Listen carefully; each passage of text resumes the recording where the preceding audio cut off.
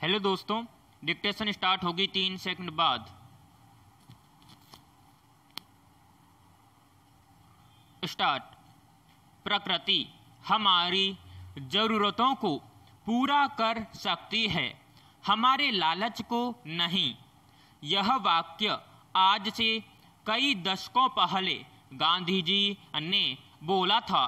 शायद वे जानते थे कि आने वाली पीढ़ियां प्रकृति का दोहन क्रूर तरीके से करेंगी, और आज यही बात मध्य प्रदेश के संदर्भ में एकदम सटीक बैठती है, जहां राज्य सरकार ने हीरा उत्पादन के लिए छतरपुर जिले के बक्सवाहा जंगल को काटने की अनुमति दे दी है। अगर अलग अलग रिपोर्टों की माने तो बताया जा रहा है कि इस फैसले के बाद यहाँ कुछ भयानक नुकसान होंगे, जैसे 2 लाख से भी अधिक पेड़ काटे जाने की संभावना है, जिसके बाद प्राप्त होने वाली ऑक्सीजन की मात्रा तो प्रभावित होगी ही, साथ में इसके अतिरिक्त पौधों की कई प्रजातियां नष्ट हो जाएंगी, और इसके अलावा यहाँ रह रहे जीव जंतुओं का जीवन का अस्तित्व ही खत्म हो जाएगा, और वहीं रह रहे आदिवासियों का जीवन भी गंभीर खतरे की ओर बढ़ जाएगा। वहाँ अवस्थित पन्ना टाइगर रिजर्व भी इस भयानक बर्बादी की जद में आएगा। इसके अलावा पारिस्थितिकी तंत्र पर भी बहुत ज्यादा नकारात्मक प्रभाव पड़ेगा। पैराग्राफ। हमें ज्ञात होना चाहिए कि बुंदेलखंड का इलाका सूखा से प्रभावित इलाका है, और हीरा उत्पादन के लिए पानी की अधिक आवश्यकता होती है, जिसके चलते यहाँ के लोगों और जीव जंतुओं को पानी की किल्लत का सामना करना पड़ सकता है। इस परियोजना को बंदर प्रोजेक्ट कहा जा रहा है, क्योंकि वहां बंदर भारी तादाद में पाए जाते हैं। इस फैसले के बाद सरकार की मंशा पर सवालिया निशान लगता है कि उसके लिए क्या महत्वपूर्ण है, और भी कई सवालों का जन्म होता है, जैसे राष्ट्रीय हरित न्यायाधिकरण और पर्यावरण मंत्रालय के क्या मायने हैं, जो मूक दर्शक होकर इतनी बड़ी बर्बादी को रोकने में असमर्थ है। दूसरा सवाल, पर्यावरण संरक्षण के लिए बने इतने विधि विधान का क्या अर्थ? पर्यावरण के नाम पर वर्ष भर होने वाले आयोजनों का ढोंग क्यों? पैराग्राफ।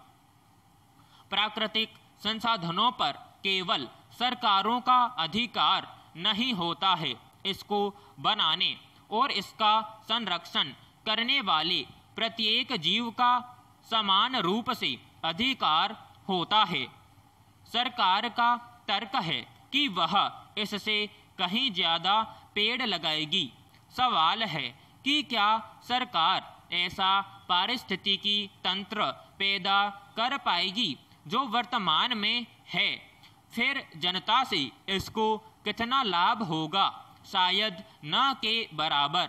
इससे फायदा केवल राजनीतिक गठजोड़ और कॉरपोरेट घरानों को होने वाला है।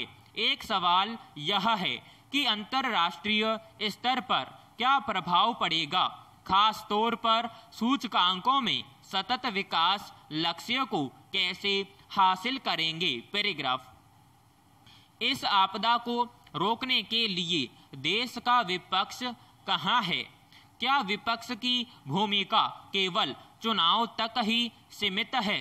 इसलिए जरूरत है कि अब इस तबाही को रोकने के लिए गैर सरकारी संगठन, मीडिया संस्थान, सुप्रीम कोर्ट इस मामले को गंभीरता से लें, और सबसे महत्वपूर्ण यह है कि आम जन संगठित हों।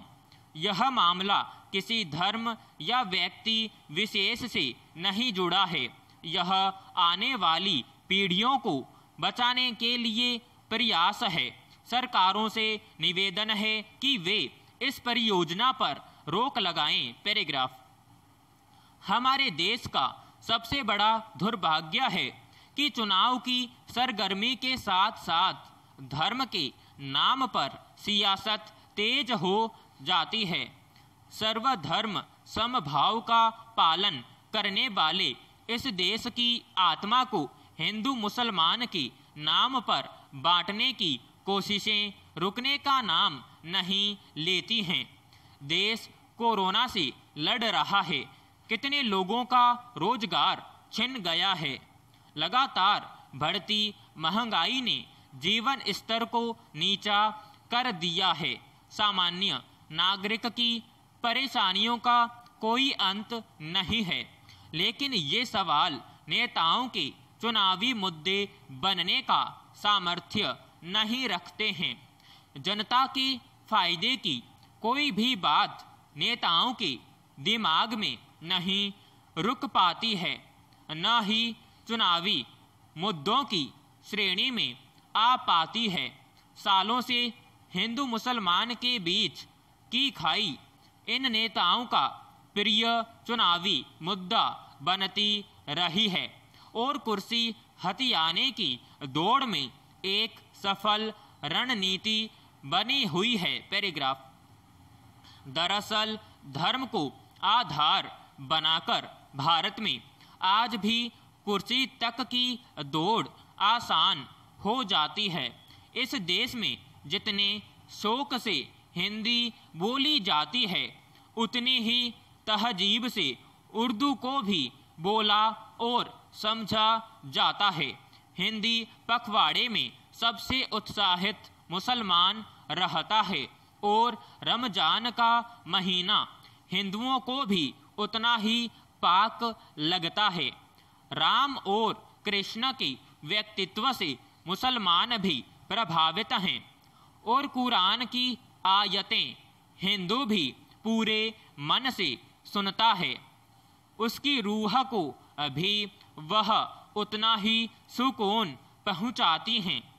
मंदिर में भगवान के दर्शन से जितना सुकून मिलता है, मस्जिद में नमाज से भी खुदा की उसी तरह इबादत होती है। पैराग्राफ। समय समय पर भारतीय जनता सौहार्द का प्रदर्शन करती रहती है, लेकिन जिन्होंने आंखों पर पट्टी बांध ली है उन्हें यह सब नजर नहीं आता है। कुर्सी कुर्सी रटते हुए उन्हें बस दोनों धर्मों के लोगों की भावनाओं को भड़काना ही आता है। अब देश पहले से अधिक पढ़ा लिखा है, जागरूक है, अपना धर्म जानता है और अपना कर्म भी पहचानता है। वह अब नफरत में नहीं डूबना चाहता है। पैराग्राफ। दहेज मृत्यु से संबंधित कड़े कानून होने के बावजूद इस अपराध की दर में कमी नहीं आ रही है। सख्त कानून और अनेक निर्णयों के बाद भी वर पक्ष के लोगों के मन में जरा सा भी भय नहीं दिखता। लेकिन यह समस्या केवल पिछड़े माने जाने वाले समुदायों में नहीं है। मलाल इस बात का है कि पढ़े लिखे लोग भी इस दहेज रूपी अग्नि को भड़काते और उसमें जलते दिखते हैं, जबकि इस आग ने न जाने कितनी बेटियों की जिंदगी छीन ली है। ऐसा लगता है कि बेटी बचाओ बेटी पढ़ाओ जैसे नारे सिर्फ जुमला बनकर रह गए हैं और लोग अपनी मर्जी से कुप्रथाओं को पाल पोस रहे हैं। विराम समाप्त।